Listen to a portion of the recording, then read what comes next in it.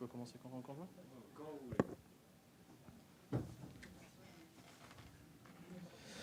Bonjour à tous. J'espère que vous allez bien et que vous passez une bonne journée au PrestaShop Day 2021. Du coup, aujourd'hui, on va parler, cet après-midi, on va parler de l'intégration de PrestaShop au sein d'un ERP. Tout d'abord, je vais me présenter. C'est très plan. Je vais me présenter. Donc moi, Boulanger Constantin. Je suis directeur technique et associé de l'agence MDWeb. Donc vous pouvez me retrouver sur les différents réseaux que j'ai notés ici. Donc sur Twitter, GitHub, LinkedIn et tout ce qui s'ensuit, les habituels réseaux. Donc je vais vous présenter un peu MDWeb. Donc on est une agence basée à Lille et partenaire PrestaShop depuis 2014. On est aussi un peu basé à Rennes. On a quelques clients historiquement qui sont basés à Rennes. On est spécialisé PrestaShop et sur du coup la création, la refonte, la migration de sites e-commerce avec PrestaShop. On a des spécialités vraiment qui sont donc la connexion à des ERP, donc qui est le sujet du jour, l'amélioration des performances, donc des web perfs, et aussi du coup on fait des configurateurs de produits personnalisés. Et on a d'autres spécialités aussi, mais donc là on a vraiment celle-ci. Donc voici un petit panel de nos clients, donc l'instant promo. Du coup, avant de parler de l'intégration de PrestaShop au sein d'un ERP, je me dois de présenter un ERP pour ceux qui ne connaissent pas. Donc un ERP, c'est un logiciel qui contient l'ensemble un ensemble de solutions qui permettent de gérer une entreprise, donc principalement qui permettent de gérer donc les ventes, les achats, les clients, la comptabilité, donc avec un peu avec la paye, donc un peu de RH et la logistique. Quel est l'intérêt d'intégrer PrestaShop à un ERP ? Donc l'intérêt, c'est de faire monter ou redescendre, donc de synchroniser des données entre les deux entités, donc PrestaShop et l'ERP. La majorité du temps, on synchronise les stocks, les prix, les clients, les commandes et ou les factures si c'est des entités séparées au sein de l'ERP. C'est intéressant pour notamment donc les données chaudes que sont les prix et les stocks.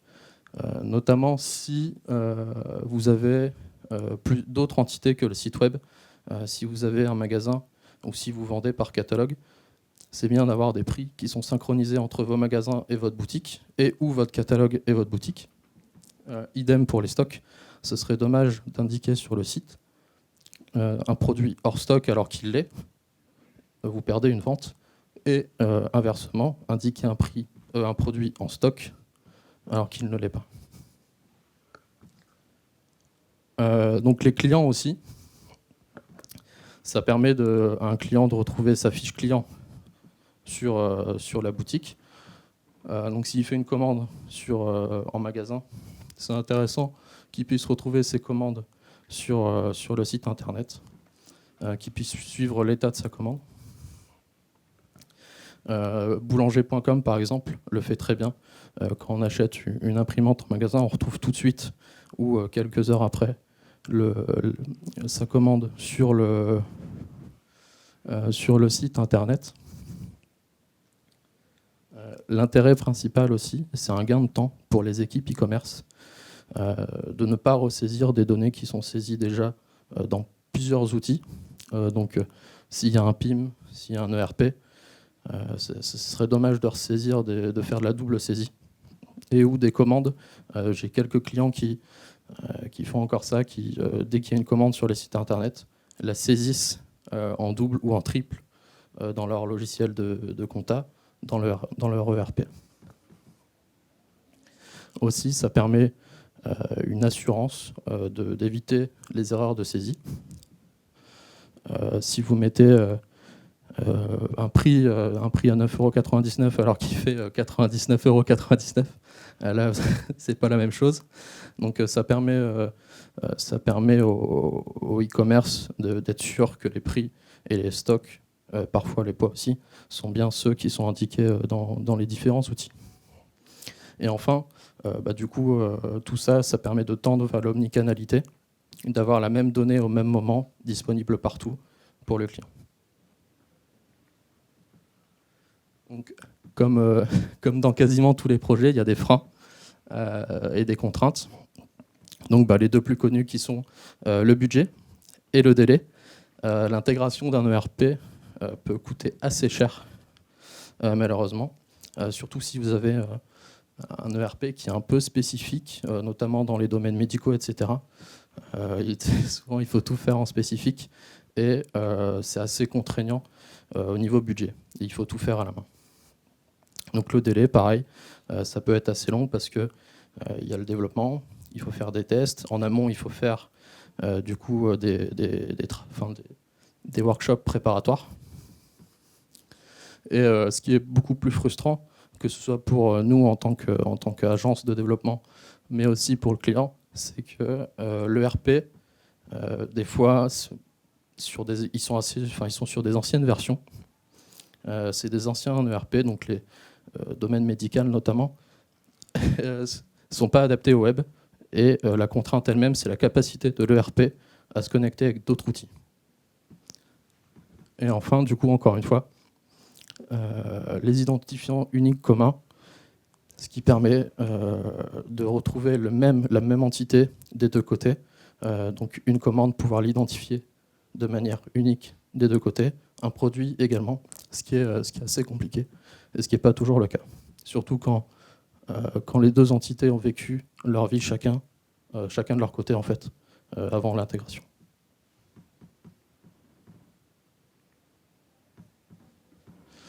Donc avant chaque intégration d'un ERP à PrestaShop, ce qu'on fait nous chez MDWeb, c'est qu'on fait un workshop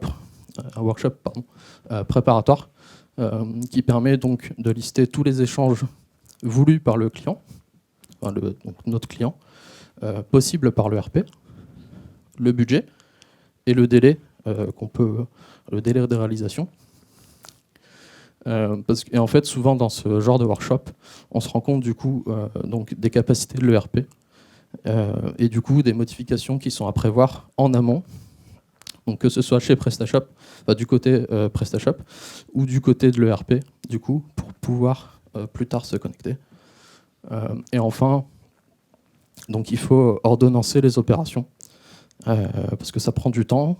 Donc il faut souvent réaliser des développements côté de l'ERP, côté PrestaShop, faire une phase de test, une phase de recette, et après, du coup, on l'espère, une mise en production de l'intégration.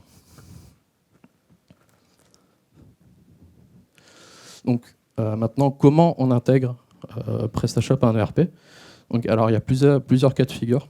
Si vous avez un ERP du marché qui est assez connu, vous pouvez utiliser des connecteurs qui existent déjà. Donc nous, généralement, on conseille VSONet ou A2Sync, qui sont un tiers, en fait, qui viennent se connecter entre votre ERP et votre boutique, et qui font l'interconnexion entre les deux.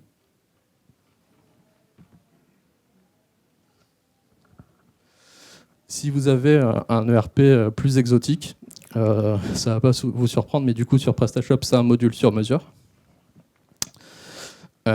Du coup, la majorité des cas, ça passe par un fichier à plat, donc un fichier CSV, un point texte, un point XML. Des fois, il y a des fichiers qui sont propriétaires. Il y a même des TSV, je crois que ça existe encore.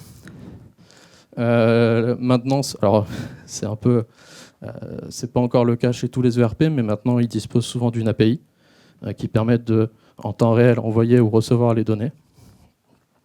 Et enfin, donc il y a très peu d'ERP, mais je l'ai mis quand même, qui se connectent ou qui sont capables de se connecter directement aux API PrestaShop.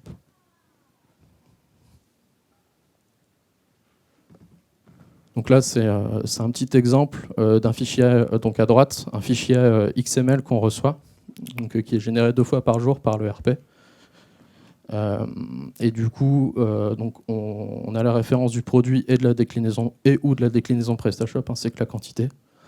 et à gauche, donc le code qu'on a réalisé pour mettre à jour la quantité du produit. Donc là, on a un exemple de l'utilisation d'une API. Donc c'est un truc assez basique qu'on a réalisé il y a un petit moment maintenant.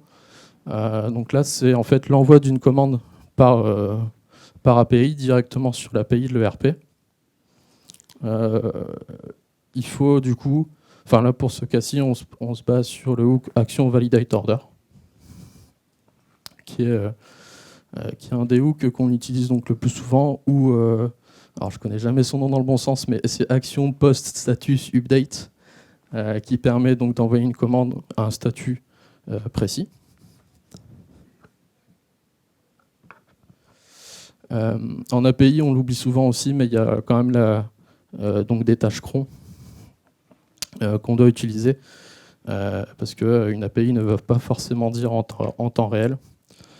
Et donc là, un exemple de quelques tâches cron qu'on utilise pour récupérer les stocks d'un client par API. Alors, je ne l'ai pas dit aussi sur la précédente slide. Là, je parle que d'import et de mise à jour de données de notre côté, mais c'est aussi valable pour nous, donc PrestaShop, envoyer des données vers le RP, donc que ce soit en fichier plat ou en API.